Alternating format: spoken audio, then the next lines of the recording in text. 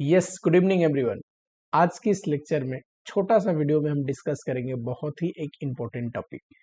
जितने भी बच्चे जो एवरेज है और उनमें से कुछ बच्चों का रिजल्ट नहीं आता, उसमें बहुत बड़ा हाथ होता है थ्योरी सब्जेक्ट में पास ना होना। ठीक, प्रैक्टिकल सब्जेक्ट में यूजुअली मार्क्स स्कोरिंग करना कंपैरेटिवली देखोगे तो आसान है। ठीक, प्रैक्टिकल में 80 मार्क्स लाना और थ्योरी में 80 मार्क्स लाना, दोनों में थोड़ा अंतर है क्योंकि दोनों के अप्रोच अलग है, दोनों में लिखने का तरीका अलग होता है, दोनों में पढ़ने का इवन रिवीजन करने का तरीका अलग होता है। ठीक, बच्चे प्रैक्टिकल पेपर में अच्छे कर जाते हैं और बहुत सारे बच्चों के साथ ऐसा होता है। मैं एक दो की बातें नहीं बता रहा हूँ। लास्ट अटेम्प्ट की बात करूँ मई 24 में बहुत सारे बच्चों ने ऐसा लिखा कि मैं कॉस्टिंग में एग्जामिशन लाया, एफएम में एग्जामिशन लाया, एफएम एसएम में, बट जो कंप्लीट थ्योरी पेपर है जिनमें प्रैक्टिकल नहीं होते उन पेपर में किसी ना किसी में रह गया। अब इससे होता क्या है, चाहे आप थ्योरी में रह जाओ या प्रैक्टिकल में रह जाओ, ग्रुप तो रह जाएगा ना, क्योंकि ग्रुप पास होने के लिए क्राइटेरिया क्या है, हर एक पेपर में 40 मार्क्स मिनिमम एंड एग्रीगेट में भी जो आपका 50 मार्क्स चाहिए वो होना पड़ेगा। ठीक है, यही है पासिंग क्राइटेरिया। आज की वीडियो में हम डिस्कस करेंगे, थोड़ा इंपॉर्टेंट टॉपिक है, ध्यान से सुनना कि थ्योरी पेपर को आप कैसे अटेंड करोगे और थ्योरी पेपर में अच्छे मार्क्स कैसे लेके आए जा सकते हैं। क्या थ्योरी पेपर में अच्छे मार्क्स आते हैं? डेफिनेटली आते हैं। एग्जामिशन लाना कोई बड़ी बात नहीं है। ठीक, मेरा खुद का भी थ्योरी पेपर में लॉ में 75 मार्क्स आया था और मैंने बहुत भी पढ़ाई नहीं करी थी। अप्रोच थोड़ा आपका सही होना चाहिए। ठीक, कुछ बातें बोलता हूँ, आगे थ्योरी के रिवीजन में, थ्योरी की पढ़ाई में ध्यान रखना और थ्योरी का जब एग्जाम लिखना थ्योरी पेपर के, तो इनमें ध्यान रखना। सबसे पहले पता आपको कुछ ऐसे थ्योरी पेपर है जो प्रोविजन बेस्ड है, जहां पे हम पर्टिकुलर एक एक्ट या प्रोविजन पढ़ते हैं। लॉ में क्या लिखा है ये पढ़ते हैं, वहां पे अपनी दिमाग लगाना नहीं है, आपको प्रोविजन रिवाइज करना ही पड़ेगा, क्योंकि प्रोविजन बेस्ड जो क्वेश्चन आते हैं उसके लिए सही प्रोविजन लिखना जरूरी है, नहीं तो मार्क्स नहीं मिलेगा। सिंपल सा रूल है। ठीक, प्रोविजन को रिवाइज करने का तरीका क्या है, बार बार बोल के पढ़ो, दोस्त यार से डिस्कस करो, 2 बार उसका बोला हुआ सुनो, 2 बार अपना बोला हुआ उसको सुनाओ। ठीक, जितने बार बोलोगे, जितने बार लिखोगे, उतना ही प्रोविजन क्लियर होगा। प्रोविजन बेस्ड पेपर में दूसरा कोई उपाय नहीं है सही प्रोविजन लिखने के अलावा। एग्जाम्पल के रूप में देखिए, लॉ हो गया, प्रोविजन बेस्ड पेपर है। मैक्सिमम थोड़ा बहुत डेफिनेशन और थोड़ा बहुत कुछ कुछ चीजें हैं वो हटा दिया जाए तो मैक्सिमम प्रोविजन बेस्ड पेपर है। ऑडिट हो गया। इवन अगर कुछ थ्योरी जो आते हैं आपके टैक्सेशन से, इनकम टैक्स हो या जीएसटी, वहां की भी जो थ्योरी है मैक्सिमम प्रोविजन बेस्ड होते हैं। तो इन पेपरों में जो अप्रोप्रिएट प्रोविजन है, जहां से पूछा है, वो प्रोविजन याद होना जरूरी है। जितने भी इन पेपर के रिलेवेंट चीजें हैं वो आपको याद होना ही चाहिए, वो याद करना पड़ेगा। इसके लिए बेहतर है कि इन पेपर में काम आता है समरी नोट्स। ठीक, टीचर का ले सकते हो, अपना बना सकते हो, समरी नोट से बार बार रिवाइज करो। फ्रीक्वेंट रिवीजन, बार बार रिवीजन से क्लियर होगा। ठीक, प्रैक्टिकल पेपर में कभी मैं नहीं बोलता हूँ समरी नोट से रिवाइज करो, क्यों?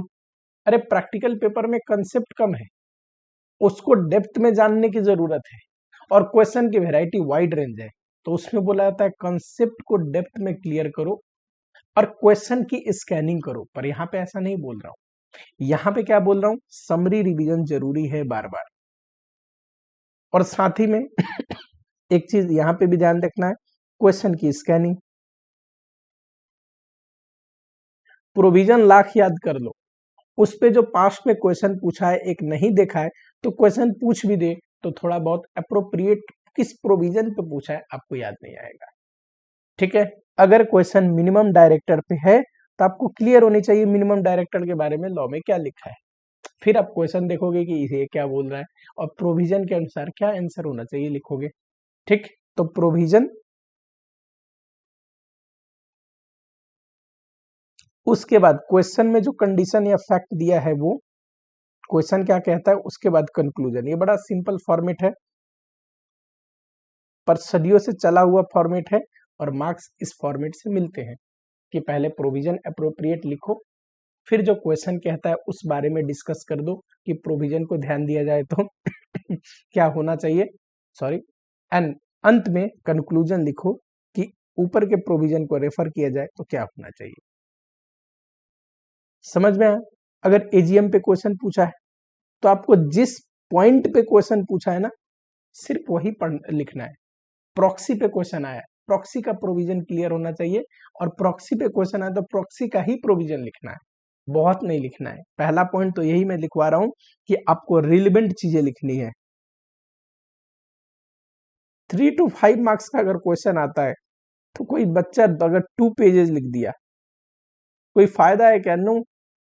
3 से 5 नंबर के लिए तो 1 पेज का आंसर सफिशियंट है। रिलेवेंट लिखना जरूरी है।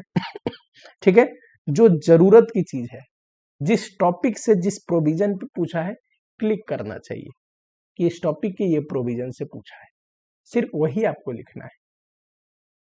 ठीक, समझ में आया कि आपको रिलेवेंसी जरूरी है। बच्चे लिख के बहुत आते हैं पर क्वेश्चन पूछा कुछ और होता है, लिख के कुछ और आते हैं। दूसरी चीज, थ्योरी पेपर में प्रेजेंटेशन मैटर करता है। सेमी आंसर एक पूरी फुल होल पेज में पैराग्राफ में लिख दिया जाए, या सेमी आंसर में छोटे छोटे सब पैराग्राफ में डिवाइड किया हुआ है, जहां पे पॉइंट्स में चीजें हैं वहां बुलेट यूज किया है या नंबरिंग यूज किया है, जहां पे क्रूशियल चीजें जो मेन पॉइंट है और अंदर में एक्सप्लेनेशन है उसको हाईलाइट किया है। ऑब्वियसली 99% चांस है कि जिसका बेटर प्रेजेंटेशन है उसका 10 से 15 नंबर ज्यादा आता है। तो यानी कि 10 to 15 मार्क्स तो इससे भी फर्क पड़ जाता है कि आप लिखने का तरीका कैसे रखते हो। साफ सुथरा फेयर लिखो। राइटिंग बहुत सुंदर होने की जरूरत नहीं है, ये प्रोफेशनल एग्जाम है, बहुत सुंदर राइटिंग की जरूरत ही नहीं है, लेकिन साफ तो लिखना पड़ेगा कि टीचर को, जो चेक करने वाला इंसान है, उसको समझ में आए। और दूसरी, प्रेजेंटेशन में ध्यान दो आप लोग, प्रेजेंटेशन में आपको क्या इंक्लूड करना है? पॉइंट्स में आंसर लिखना है, डायग्राम बन सकता है तो बनाना है, ठीक, हाईलाइट करनी है अगर कहीं जरूरत पड़ती है तो, पैराग्राफ को सब पैराग्राफ में अच्छे से डिजाइन करके लिखना है। समझ में आया? अगर कोई सेक्शन में गड़बड़ी है, प्रोविजन में सेक्शन एंड सब सेक्शन याद हो, कोट कर दिया, बहुत बढ़िया। याद नहीं है, गलत कोट करने की जरूरत नहीं, लिख देना as per the relevant provision of company act 2013 जो भी है और प्रोविजन लिखना, आंसर कंक्लूड करना। लेकिन कभी भी गलत सेक्शन को कोट नहीं करना, ये सबसे खराब चीज माना जाता है कि आपने सेक्शन कुछ और कोट कर दिया और उसके अंदर लिख किसी और सेक्शन का कहानी दे दिया। ठीक, एक और बात आपको ध्यान रखना है, एमसीक्यू पे बहुत फोकस देना है। पता है, सब्जेक्टिव पेपर में आप लिखोगे, चेक करने वाला के ऊपर है कि थोड़ा बहुत मार्क्स काट भी सकता है। रिलेवेंसी इतनी बढ़िया चीज है, प्रेजेंटेशन से ये रिलेवेंट लिखा है, 5 में से 5 मार्क्स मिलना चाहिए। ठीक, लेकिन अब टीचर के ऊपर है, सेमी पेपर 10 लोगों से चेक कराओ, कोई 5 आउट ऑफ 5 देगा, कोई 4.5 देगा, कोई ऐसा भी हो कि 4 दे दे, है कि नहीं? तो इसका मतलब है कहां पे स्कोप है, जहां मार्क्स कट ही नहीं सकता, वो एमसीक्यू में स्कोप है। एमसीक्यू में अगर सही है तो ऐसा नहीं है कि टीचर के अनुसार वेरी करेगा मार्क्स, पेपर चेक करने वाले के अनुसार वेरी करेगा मार्क्स। एमसीक्यू में आप जितना लिखोगे उतना आएगा। विश्वास करो, जिस बच्चे का एमसीक्यू सही जाता है और पेपर ओवरऑल ठीक भी गया, अच्छा ही मार्क्स आता है, क्योंकि एमसीक्यू में मार्क्स काटने का स्कोप है ही नहीं। एक एक छोटी छोटी कंसेप्ट क्लियर होता है। एमसीक्यू कोई मुश्किल नहीं पूछता, अभी तक तो नहीं पूछा है, आगे भी नहीं पूछेगा। एमसीक्यू पे ध्यान दो, यहाँ पे स्कोप नहीं है मार्क्स काटने का। रिवीजन, थ्योरी का रिवीजन बहुत जरूरी है, क्योंकि अगर आप रिवीजन नहीं करोगे, मैक्सिमम बच्चों के साथ मिस्टेक पता है क्या होता है? आप पेपर देखना बच्चों का, मैक्सिमम के साथ ये मिस्टेक आपको दिख जाएगा कि थ्योरी पेपर है, पॉइंट लिखा है, ठीक है, मान लो एसएम है, 5 पॉइंट लिखना था किसी टॉपिक के अंदर, 3 पॉइंट सही लिखा है, 2 पॉइंट दूसरे टॉपिक का लिख दिया, मैसअप हो गया, ठीक है। रिवीजन अप्रोप्रिएट ना होने की वजह से क्या हो जाता है, गड़बड़ी लिख देते हैं। प्रोविजन बेस्ड क्वेश्चन में ऐसा नहीं होगा, ताकि याद आएगा या नहीं आएगा, करेक्ट। लेकिन जो पेपर वैसा है जहां पे आपको पॉइंट्स वगैरह लिखने हैं, या फिर जहां पे आपको कोट करना है कोई चीज गड़बड़ी होती है, उसके लिए समरी रिवीजन करना पड़ेगा आपको, दूसरा कोई उपाय नहीं है। बार बार रिवाइज करो, बोल के रिवाइज करो, 2-4 बार अपने दोस्त यार भाई बहन को सुना दो वो चीजें बैठा के, और क्या। हो सके तो एक आध बार लिख लो, सिर्फ पॉइंट्स लिखने के लिए पूरा थ्योरी मत बैठना, पॉइंट्स पॉइंट्स लिख लो, पॉइंट्स तो कम से कम याद रहे, और गलत नहीं लिखना। एक चीज के अंदर अगर 4 पॉइंट लिख भी रहे हो, चारों का चारों सही होनी चाहिए, उसी टॉपिक से होनी चाहिए, उसके लिए सही रिवीजन होना जरूरी है। स्पीड, थ्योरी पेपर में अगर बच्चे से पेपर अटेंड नहीं हो रहा तो ये ब्लंडर है, ब्लंडर, सबसे बड़ा मिस्टेक है। प्रैक्टिकल पेपर में मैं मान सकता हूं, किसी पेपर में टाइम लग जाता है कभी पेपर भी कॉम्प्लिकेटेड आते हैं, कभी कोई बच्चा किसी पेपर में किसी क्वेश्चन में थोड़ा बहुत टाइम एक्स्ट्रा ले लिया। प्रैक्टिकल पेपर में कोई क्वेश्चन छूट जाए चलता है, छोड़ना तो किसी में भी नहीं है, पर चलता है, क्योंकि बचे हुए क्वेश्चन में स्कोर किया जा सकता है। प्रैक्टिकल में मार्क्स काटने का स्कोप नहीं है अगर आप सही करके आते हो तो, लेकिन थ्योरी में हर एक क्वेश्चन में थोड़ा थोड़ा मार्क्स काट सकता है एग्जामिनर। तो आपको मैक्सिमम क्वेश्चन अटेंड करना है अच्छे मार्क्स लेके आने के लिए, और थ्योरी में तो 100% अटेंड होना चाहिए।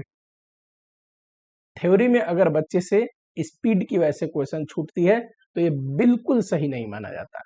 थ्योरी में आपसे पेपर नहीं छूटना चाहिए, 100% अटेंड करना चाहिए।